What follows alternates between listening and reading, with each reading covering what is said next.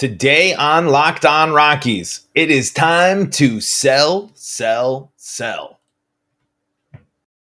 You are Locked On Rockies, your daily Colorado Rockies podcast, part of the Locked On Podcast Network, your team every day.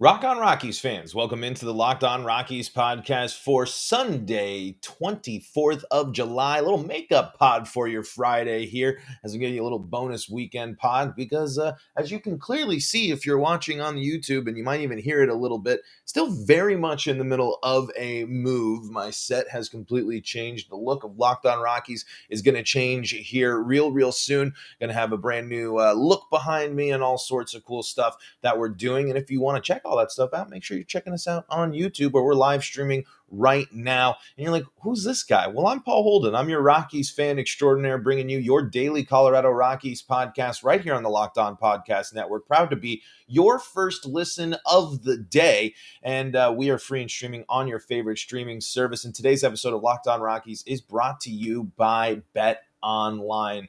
BetOnline is your number one spot with more odds, props, and lines than ever before for all your gambling action. Check it out at BetOnline, where the game starts. Today on Locked On Rockies, there was some talk, there was some hype, there was some pushback, there was some stuff going around about the Rockies when it comes to the deadline and the current position they find themselves in when it comes to the trade deadline. Should they buy? Should they sell? Are they going to sell? What are they going to do?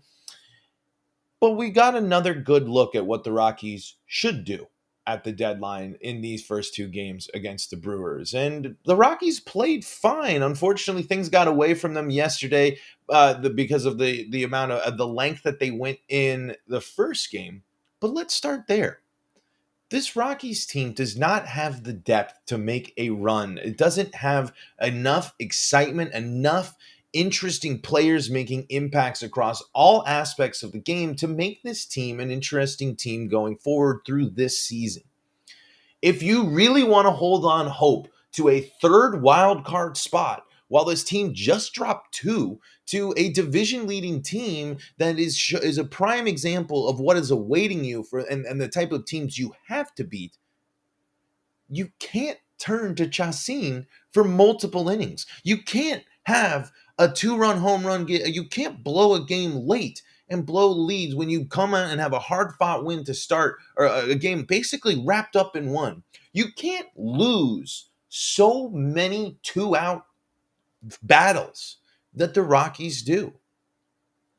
If you really want the Rockies to be the most successful team that they can possibly be in the grand scheme of things, they need to trade at the deadline, and they need to trade multiple pieces. Maybe I'm naive in all these things. I don't know why teams don't talk more with players about bringing them back in the offseason while also trying to improve their teams. Why not let these other players go somewhere? It seems just strange. I know that these players want to be Rockies, and I like that. It's exciting that Daniel Bard, another pitcher, wants to pitch in Colorado. It's exciting that CJ Cron is not only playing well, but he's also someone that's really liked the fact that the Rockies have committed to him. And it's so hard to talk about all of this stuff because I feel bad, because these players clearly want to be Rockies. They want to yeah, I know, right? We're at a little live chat stuff there. That's why you might hear me a little spacious. We had a little spam bot attack here on our live recording, but I think we've taken care of it. But anyway, I'm just saying this team just doesn't have enough to really make you sit there and be like, I think the prime example, and I know, let me finish my thought, because I'll circle back to what I was about to say there. the spam bot distracted me. I really value that there are players that love Colorado and want to be Rockies and embrace and like being here and help build up the identity of players want to play for this team. It's cool that Chris Bryant comes here. It's awesome that CJ Cron gets to come and get a resurgence here.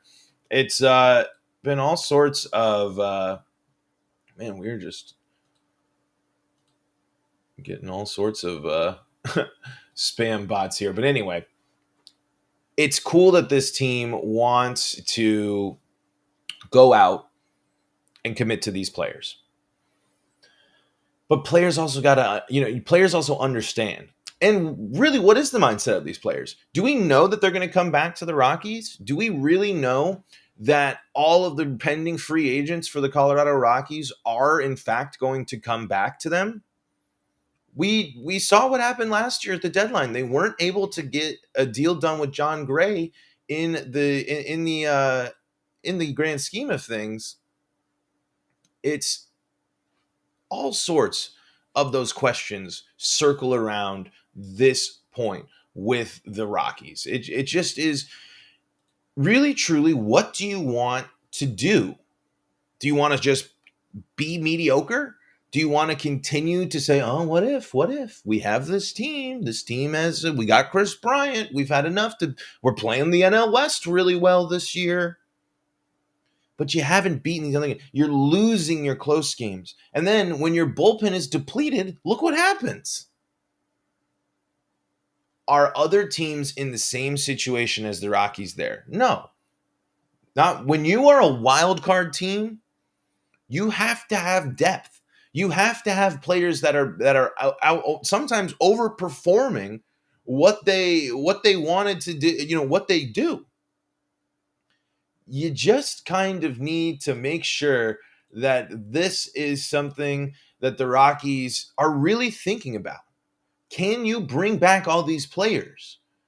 Are they going to come back? Do you really want that? Looking at how the season is shaking out, do you want to go down the path again? Or do you actually want to do something different to replenish a farm system and start building towards some really exciting pieces that you have for the future while also having a pretty darn good foundation?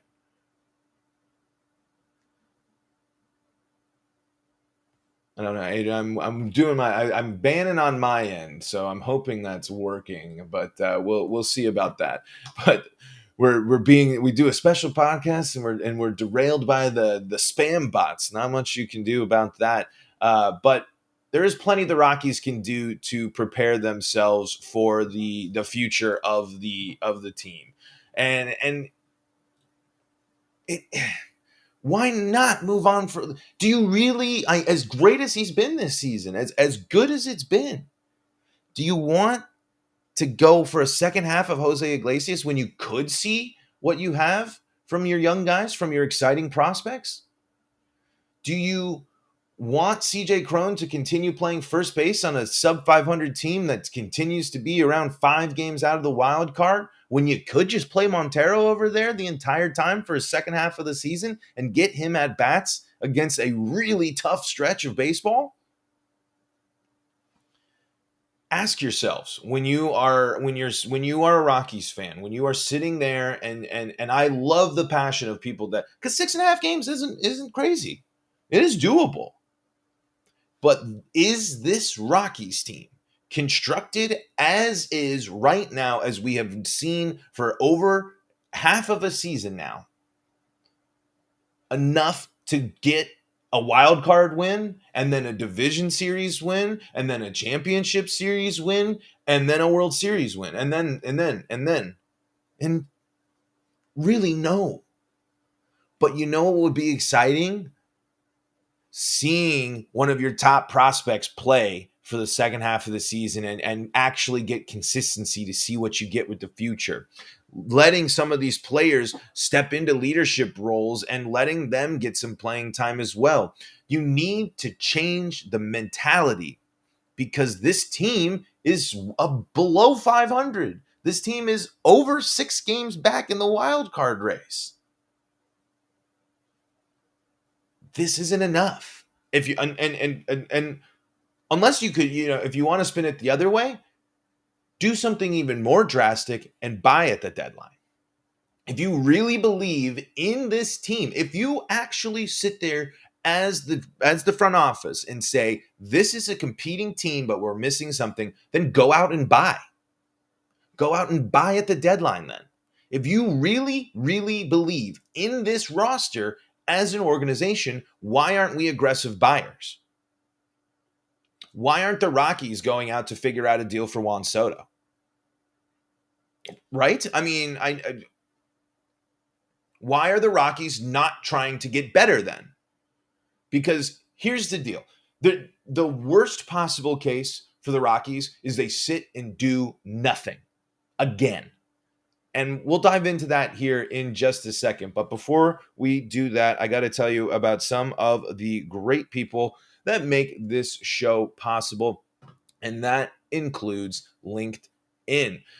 As the sun comes out and small businesses are back in business, LinkedIn Jobs makes it easier to grow your team. LinkedIn Jobs helps you find the people you want to interview faster and for free.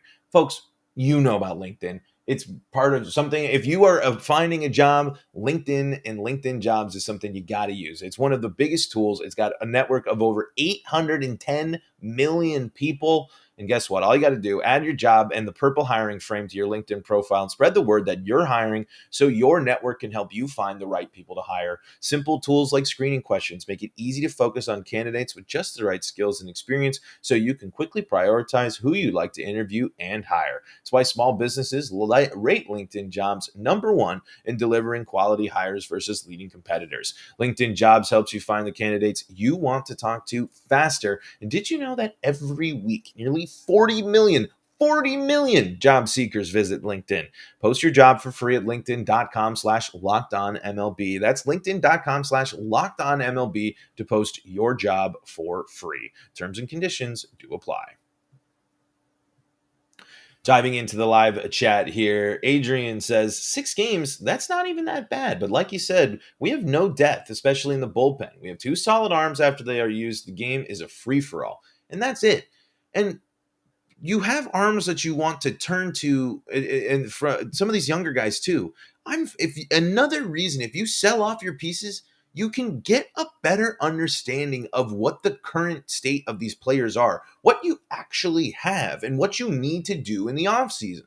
The Rockies have made smart bullpen moves of late in the offseason. You can't argue that getting Daniel Bard, getting Colome have been bad moves. And on the starter side, getting Chad Kuhl, the Rockies have made nice moves for them. But it's also led to the fact that the Rockies are still sitting at the bottom. They're sitting at 43. Actually, when was this article written? I can't remember if this updated here because we're heading over to MLB.com. So this is yesterday. So I don't think it. I think this was out before the game. So I think the Rockies are actually 43 and 51. Let me double check. 43 and 52, actually. Yeah, to be correct. The Rockies are again just about to that 5 games below 500 mark. So what are they really going to do? What really is the purpose for this Rockies team to hold on to Jose Iglesias, Chad Kuhl, Daniel Bard, and Alex Colome? All 4 of those players are free agents at the end of the season. Not all of 4 of those are going to come back to the Rockies. There's no way. There's just no way. I don't think all 4 of those players are going to sit there and say, that Rockies team is where I want to be right now. Now, the Rockies might offer them more money, and that might entice them because the Rockies will want to bring something back. Because I think the big thing that we're going to hear through this second half and through the offseason is we didn't have a healthy Chris Bryant. That is going to be the big lean for the Rockies this year. They're going to use the fact that the Rockies have been playing winning ball with Chris Bryant in the lineup compared to when he's out of the lineup. It's going to be something you're going to hear a lot about, especially if this team stays pat at the deadline, which is the worst thing the Rockies can do at the deadline. Get better either right now for your team right now or get better for the future. I'm sorry, Rockies fans. As much as I want this team to go on a run, as much as I want this team to go and do something crazy, as much as I want Rocktober, we can't rely on Chacin to come out in a close game against a team that is leading a division and a game goes from 3-1 to 9-1. When the Rockies bullpen is depleted because they can't get the job done in extra innings, going scoreless multiple times, even with the ghost runner on, and blowing a late lead, a late multi-run lead. I want the Rockies to be good and exciting, of course, but I'm also realistic. I want the Rockies to be good in the future. And you know what helps the Rockies? Trading. Being active at the deadline and not getting burned. The Rockies getting one draft pick for Trevor Story and John Gray is a mistake. It does not help the Rockies to just rely on hoping and wishing in the offseason and hoping and wishing for turning around in the middle of the season. You've missed so many opportunities. The Rockies have mishandled the deadline time after time again. And this one is fairly obvious. The Rockies fandom, everyone has accepted it. You're finally in a position with Rockies fans and everyone that you can be a little transitional. No one, I mean, realistically, until Chris Bryant signed, and then up to when he got injured, what has the perception of the Rockies really been? What have the Rockies really done? Lose. Regress. Not get better. And the trade deadline gives you an opportunity to get better as a team. You have plenty big opportunity to get some decent prospects. You're not going to go get ones and three top 10 prospects for these players. No. But you're telling me a team ain't going to be interested in Jose Iglesias? A guy that went and has, for the now 2 seasons, had made huge impacts, especially being an interesting trade piece, could add a little pop to your, especially with him going out and hitting on the road when the Rockies can go and say, hey, guess what? He might not be hitting at Coors, but he's hitting everywhere else against good pitching. And you get to play Tovar. You can play, at this point, I'd be fine with Rymack at shortstop and Montero at third. You could get a good little haul for CJ Cron. And you could play Montero the rest of the year.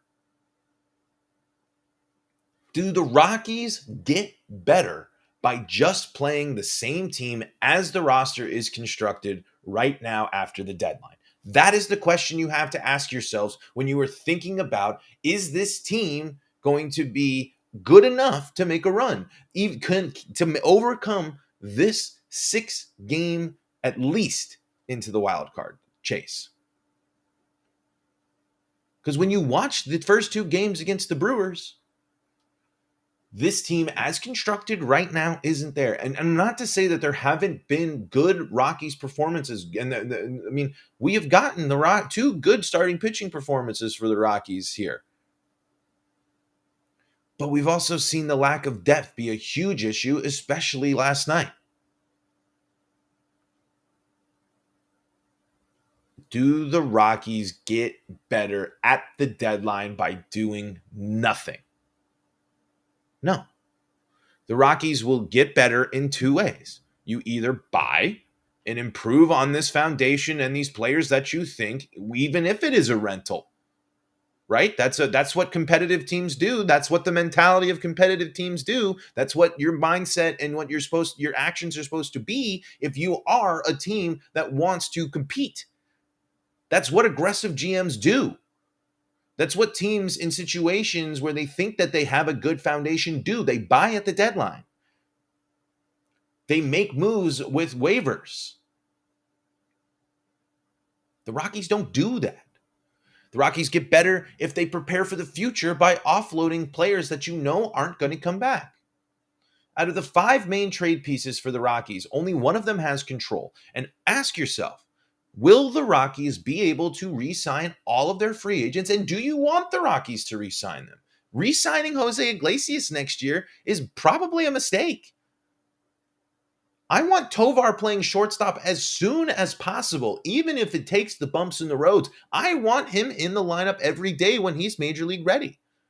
And the Rockies love to stick a vet in there and suck up that playing time. We have seen it time and time again with their prospects. The Rockies do not get better if they do nothing at the deadline. They will continue to be fourth place in the NL West, fighting for fifth, and at least 5 games back of the wild card. That is not a competitive team. It's not. You have a great opportunity to get better following another season before this that you had another great opportunity to get better for the future, and you squandered it. Doing nothing this trade deadline is a mistake for the Colorado Rockies. Let's talk about the game coming up here in just a little bit, actually. And I'm going to get some Twitter reaction as well from a little post that I made before this weekend. But before I do that, I got to tell you about BetOnline.net. BetOnline.net is the fastest, yes, the fastest and easiest way to check in on all your betting needs. And you can find all your favorite sports and events at the #1 online source for odds, lines, and games. Find reviews and news of every league, including Major League Baseball, NFL, NBA, NHL, combat sports, esports, and even golf. So many awesome bets that you can get involved with your beloved Rockies.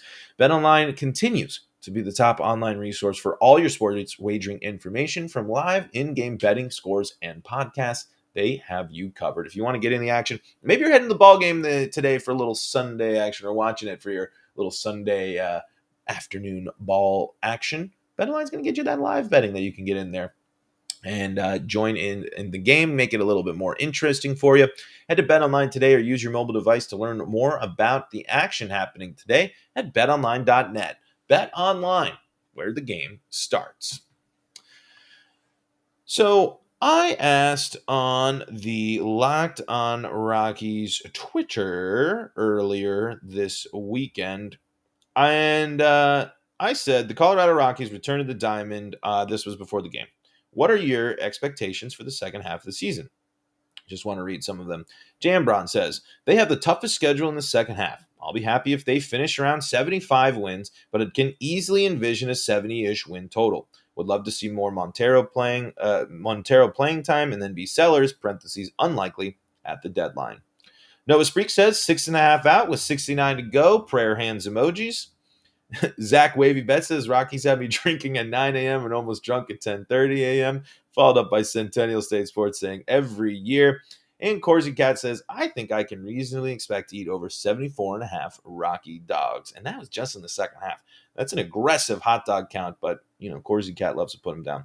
There was some pushback to Jambron there. You think the Rockies are only going to win 27 games. Get out of here, LMAO. Folks, is it really that unlikely? The Rockies have the hardest schedule in baseball left. They lost 2 in a row to the Brewers. I mean, Brewers into White Sox, into Dodgers, into Padres, into Diamondbacks, into Cardinals, into Diamondbacks, into Cardinals, into Giants, and then you into Rangers. And then you follow it up with the Mets and the Braves. And you get a little bit of reprieve here with some of these teams, but the Rockies have to continue to be really, really good against the division. Another question to ask yourself, are the Rockies good enough to compete in this division? And when you look at the standings and when you look at the records, Rockies are in 4th place. I know the Giants are skidding, but watch what happens. It's second half Giants. There's been good stuff, though. I know it's kind of been negative. It's just that it's a tough conversation to have. But the Rockies did play very well against the Brewers in that game, and that was a tough one to lose in extras. They should have won that game, and they needed to win that game. But we're seeing some good stuff from some players, and especially Charlie Blackmon continues to swing the bat well. But the Rockies need to stop striking out. Ryan McMahon and CJ Cron need to figure out the strikeouts. And Ryan McMahon, we talked about players that need to step it up. He is also, because I've talked a lot about him. Ryan McMahon, cannot be doing what he's doing at the dish. It's simply not. He has to be better. He has to be better than that. He has to contribute, and he has to be more clutch. The Rockies, and if he isn't, get him out of the middle of the lineup. He cannot continue to be where he's at in the lineup if he's going to continue to underperform. I'd rather Jonathan Daza bat in the middle of the lineup. I'd rather Connor Joe bat in the middle of the lineup. Ryan McMahon does not get to hold on to his little to that spot in the lineup when he continues to bat like this, and he's going to and continues to strike out. You cannot strike out the Rockies. CJ Cron and Ryan McMahon, their strikeout numbers really hamper the Rockies' offense. The Rockies obviously depend on CJ Cron a great amount, but strikeouts are the worst, and CJ Cron strikes out a lot. A lot. Adrian asks, do you think giving these guys extension is reason not to try to start? No, I don't. I think all athletes try. I don't think anyone necessarily goes out. I think they are always trying. They are always playing baseball at the professional level, and hitting is really, really hard to do so right now. I do think extensions give you a little bit more comfort, and it takes the edge and a little bit of the anxiety off of this, and a little bit of that need to. But baseball is also a game of ebbs and flows. And I think instead of it being a reason for try hard, I again bring up the conversation of, I think we need to really start talking about Rockies coaching. Approaches aren't working. Pitching approach at the beginning of the season and for some pitchers hasn't been working. The approach at the dish hasn't been working for some players. I instead of an extension, a contract question, I think it more lies on I'm really starting to doubt some of the Rockies coaching, or at least the philosophies that the Rockies are taking when it comes to their approach. I just think that's more likely, because professional athletes are pros. They always try, and baseball is incredibly hard. I think baseball is one of those ones, it's so easy to armchair quarterback, and I know it's not a different sport, but hitting a baseball is incredibly difficult. So it's never a lack of trying. It's just more of maybe a philosophy, a mental state, different things like that. That'd be more what I think. But folks, we're going to wrap it up here because first pitch is like 10 minutes away. So let's get locked in for some Rockies baseball. Series split still possible here, which is a good way to turn things around. But the big theme of today was the Rockies don't get better if they do nothing at the deadline. And the Rockies currently, as constructed, are a team that's almost 10 games below 500 and 6 games out of the wild card, the last wild card spot. And I was going to make this point earlier, and I actually want to dive more into this. And I think I might try to do more with it because of where I am. But when you're diving into this, you'd feel a lot better if you were a Seattle Mariners fan that had a good, obviously the 14-game win streak was awesome. But I'm just saying, if you were a Seattle Mariners fan and the Mariners did what the Rockies did going into the deadline or into the break, you'd feel better and more enthusiastic about the Mariners' chances to overcome that record than the Rockies. I think you need to compare where the Rockies are at as a team versus other teams that might have underperformed and their construction, because the Mariners don't go out and win 14 games for no reason. That's kind of, I think, something something I want to explore more. That was something I was going to talk about more until we were attacked by the spam bots earlier in the episode. So apologies for that. But folks, that's going to do it for me today on the Locked On Rockies podcast. Go out and make all your favorite Locked On podcasts your second listen of the day, including the Locked On MLB Prospects and Locked On MLB podcast, and stay up to date with all things Colorado sports with the Locked On Broncos, Locked On Avalanche, and Locked On Nuggets podcast as well. You can follow me at Paul Holden 33. You can follow the show at Locked On LO Rockies on Twitter. And folks, until next time, I'm Paul Holden saying so long from the Locked On Rockies podcast.